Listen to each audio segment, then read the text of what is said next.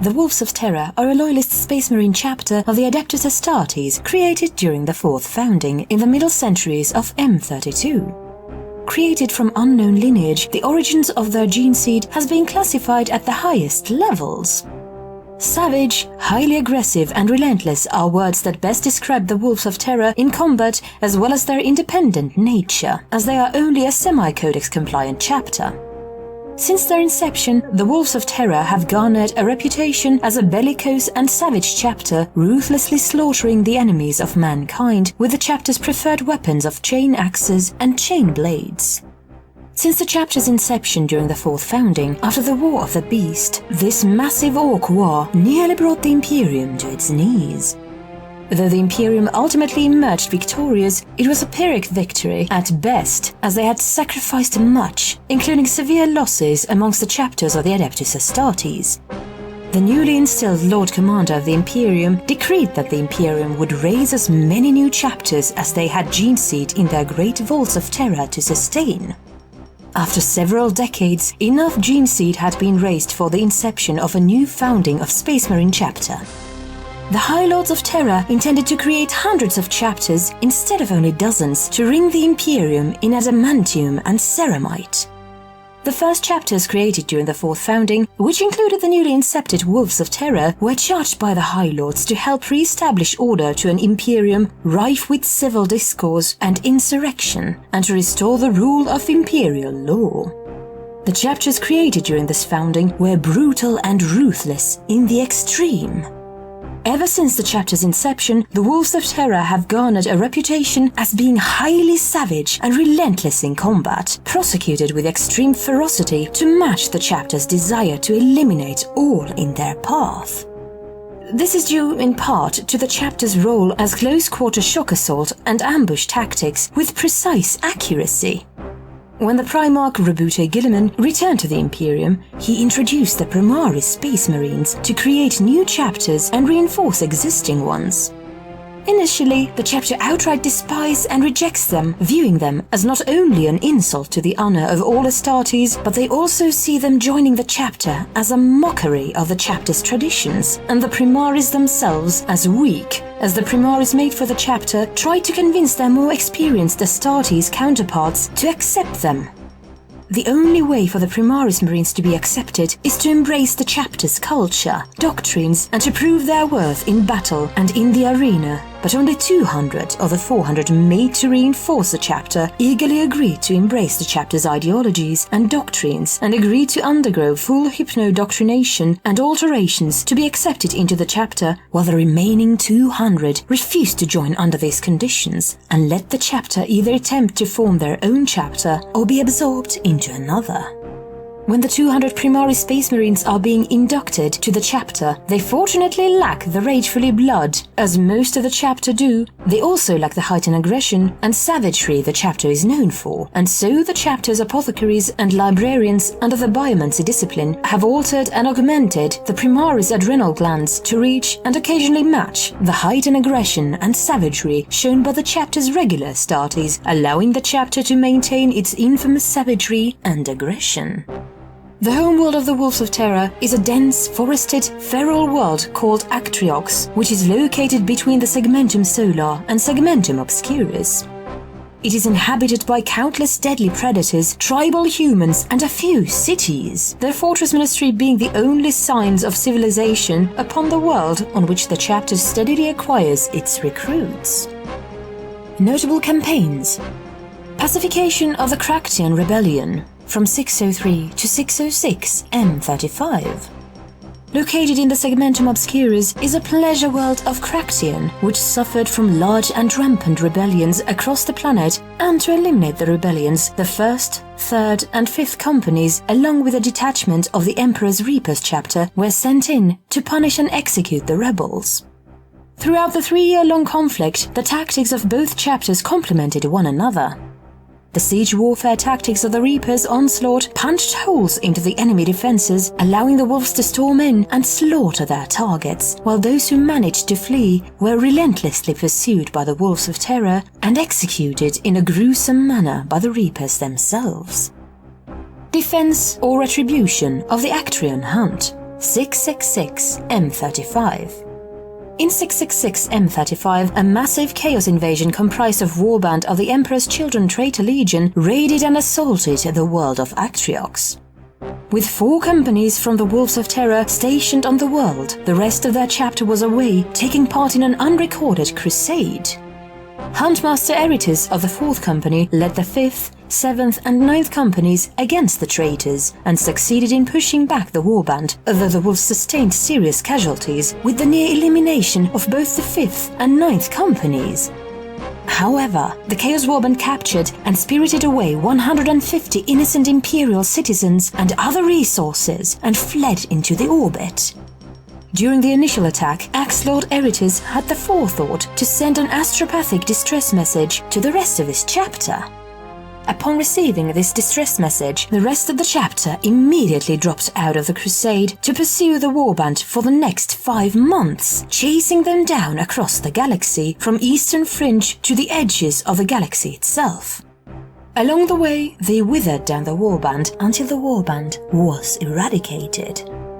The skulls of the warband's champions were claimed as trophies.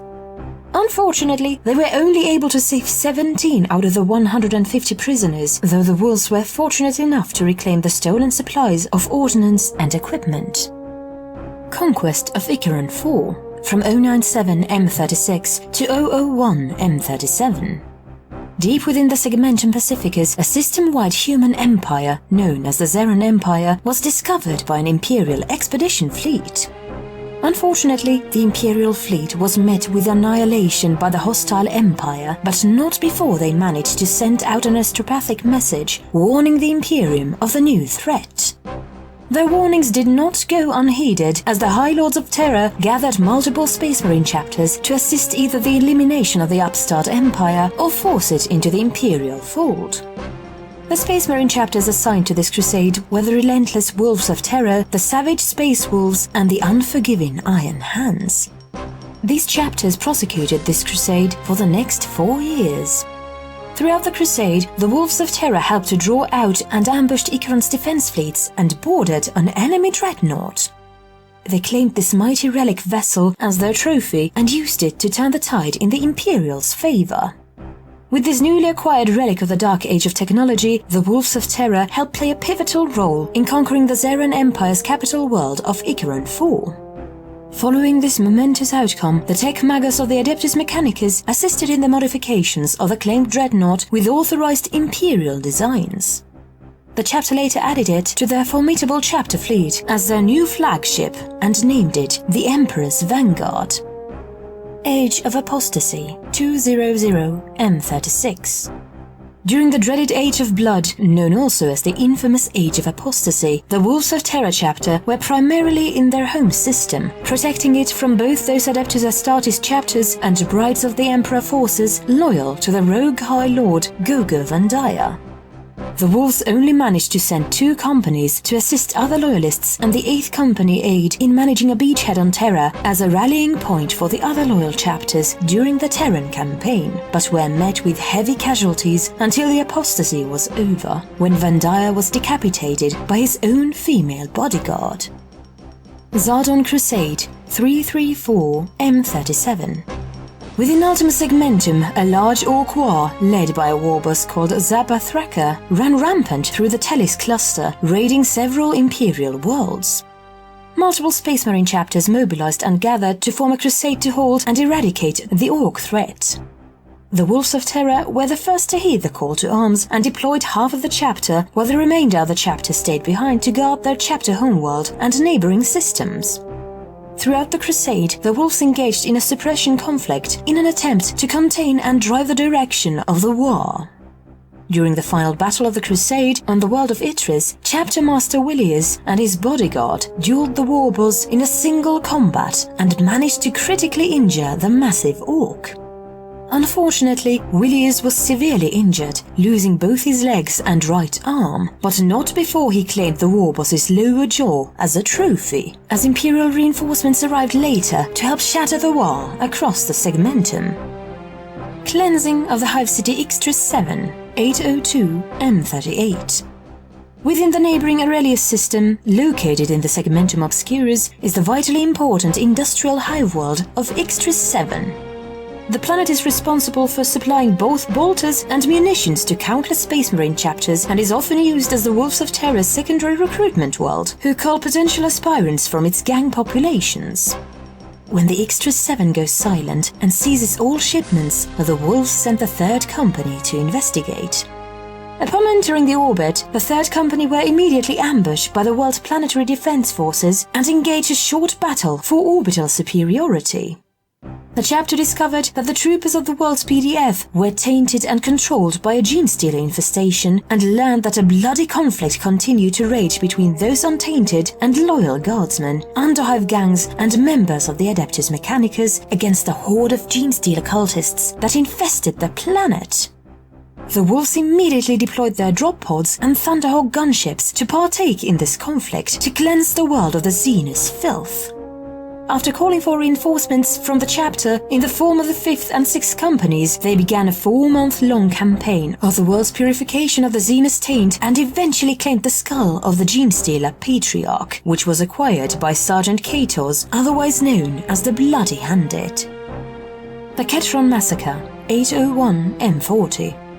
An Imperial crusade was launched, intended to both test the border defenses of the Tau Empire and to disrupt their shipments from deploying to their battlefronts and to halt their expansion. The Wolves of Terra sent the 4th and 5th companies, which invaded a Tau agriculture world and began slaughtering the Tau population. When a strike team of 20 battle brothers were assigned to assault a Tau communications outpost, the strike force was ambushed by Tau stealth suits. All but one member of the strike team survived, Battle Brother Azrael Tertros. Fueled by anger and desire for vengeance, he took pieces from the damaged power armor from his fallen brothers and crafted 2 chain-bound weapons and tracked the Tau ambushes that had slaughtered his brothers to the very same outpost that the strike team was meant to destroy. When he arrived, the 5th Company was engaged in an assault of the outpost. Most of the Firecast warriors diverted to repel the 5th and the remainder of the 4th Company's assault, leaving some sites of the communications outpost undefended. Taking advantage, Azrael infiltrated and butchered those in his way, including the outpost's commander and his guard, leaving the entire cast in a state of disarray. Azrael began his assault at the moment his brothers charged at the enemy. What happened next can best be described as a literal bloodbath of red mist and shredded flesh. For his actions, Azrael was promoted to both company sergeant and earned the title the Red Butcher. The chapter prides itself on martial prowess in battle and skillful leadership on the front lines and believes that even those of special rank must fight with one's peers to show that they earned their rank. On their homeworld, an arena known as the Blood Pit is where the Astartes of all ranks and companies compete to demonstrate their skills with a chain axe. It is a means for both as a sport and as a rite of passage to be included into the chapter to prove to the masters of the arena they can spill blood of the enemy and to show no weakness in doing so. Only the most savage and cunning will be selected. Another tradition that dates to the chapter's founding is called the Blooded Mark. Upon becoming a battle brother, the individual Astartes soaks his right hand in the blood of their kill and imprints a bloody hand over the helmet as a sign of them being true members of the chapter, and is held with high honor and watched over by one of the chapter's chaplains. Those members of the chapter who show great skill and combat prowess are selected to become the chapter's gladiators units, the chapter's equivalent to an honor guard and chaplains. A common practice by the chapter is claiming trophies from their kill and adorning their armor in bone and skulls for cosmetic reasons and to demoralize the enemy, and dip said trophies in liquid ceramite to act as additional armor. Throughout the Wolves of Terra's history, only a handful of their members have joined the ranks of the Death Watch with the intention to demonstrate their martial skills to others and to bring glory and honor to the chapter. They could also not pass up the opportunity to obtain skulls of various Xenus, such as Tau, Gene-Stealers, Eldari, and Orcs, in keeping with their chapter's practices, and was viewed by other members of the Death Watch as both barbaric and primitive, though they respected the Wolves for their melee prowess. The Wolves have many deviations of standard combat tactics, ignoring some from the Codex Astartes itself. One is known by the chapter as the Iron Lightning Maneuver, in which units will force the enemy out of cover and surround them. They then call in a wave of drop pods filled with gladiator units and the chapter's specialized Terminator units, known as the Crimson Sentinels, to attack the enemy from within, forcing their foes to fight a two-front conflict with flamers and chain axes. Another notable deviation from the Codex is that the chapter's librarians have a tendency to paint their battle plate in the chapter's colors and not in the standard blue of most librarians of other chapters. Instead, the librarians have both gauntlets, vambraces and chest guard painted blood red. Another notable deviation is those who hold the rank of captain are referred to as Huntmaster, and is noted that the Astartes of this chapter have a tendency to carry additional melee weapons such as extra chain axes and chain swords, multiple serrated knives and blunt force weapons, which include adding bayonets to their bolters. And the final deviation is that of the chapter size, and it is seen at 1,200 Astartes, with the first and second companies consisting of 200 Astartes. It is unknown to this day which legion is the progenitor of the Wolves of Terra, and is often debated, as at some point it was believed that they were the sons of Leman Russ, the feral primarch of the ferocious Space Wolves. But this theory was discarded due to the mutated effects of the Canis Helix, which none of the Wolves of Terra have ever displayed. Few Imperial scholars speculate that the effects of the chapter's gene seed is psychological rather than physical, due to the chapter's high levels of aggression and savagery, which might somehow link them to the sinister 12th Legion of the pre-heresy Warhounds, now known by their darker moniker of the World Eaters, and is noticed before the Legion's reunion with their Primarch Angron and the Force's surgical implantation of the dreaded cranial implants known as the Butcher's Nails. The Warhounds were known for being extremely aggressive and savage, more so than any other of their fellow Legionnaires Astartes before the Horus Heresy. Though highly unlikely, there might be a possibility that the chapter was somehow derived from this trait of stock. Following the end of the Horus Heresy, the gene seed of the traitor legions was placed under a time-lock stasis seal, although at the time many believed these dangerous gene stocks should have been destroyed. How someone obtained access to such forbidden gene stock is unknown, but this would explain some of the wolves' more savage traits. Unlike many of their fellow Adeptus Astartes chapters, the Wolves of Terra display a certain heightened savagery and aggression that is considered both a sigil of a possible genetic flaw or the first signs of their inevitable fall into the blood-soaked madness and eventual damnation. This means that even the most mentally stable and strong-willed of the Wolves of Terra feels the touch of the rageful blood, which constantly pulls at their will to give in to their blade rage and step off into the abyss of madness and never-ending slaughter. The wolves constantly feel the touch of their inherent curse keenly and know that it is only a matter of time before they succumb and the madness takes them completely. When the chapter's genetic curse manifests itself in an effect Battle Brother, it comes on in 3 stages. Stage 1. Blood Mania. The Battle Brother completely loses control when he frenzies and finds it almost impossible to claw his way back to reason as long as there are foes to fight and blades drawn. Even when foes are not near, the madness of this blood mania grips him and he rages endlessly for battle and blood, howling out his anger and striking the ground with his blade. The Battle Brother must take care lest he lose control at any moment. Anytime the Battle Brother is wounded, is confronted with a clear threat, or is put in position of great stress, he must summon all his willpower in order to contain his fury for the duration of an encounter with an enemy. Stage 2. Blood Psychosis. An affected Wolves of Terra Battle Brother thirsts for the thrill of battle and longs to see blood spilled across the ground in great arcs and gouts. They also crave the feeling of hot blood on their skin and splattering across their armor, staining the battle plate a darker shade. The Battle Brother must engage foes in close combat if possible, either attacking them in close combat against them or shooting point blank with pistols so that their blood spills at his feet. When he downs a foe, he must resist the urge to hack or blast the foe's corpse apart.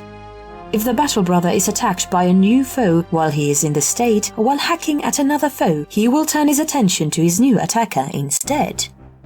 Stage 3. Unfettered Rage.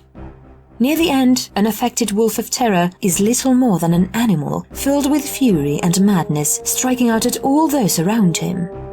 While he may still have lucid moments where he remembers the warrior he once was, these are fleeting and quickly gone to be replaced with only the thought of killing and the thirst for blood, and he will attack the nearest target, friend or foe, if there's more than one to choose from.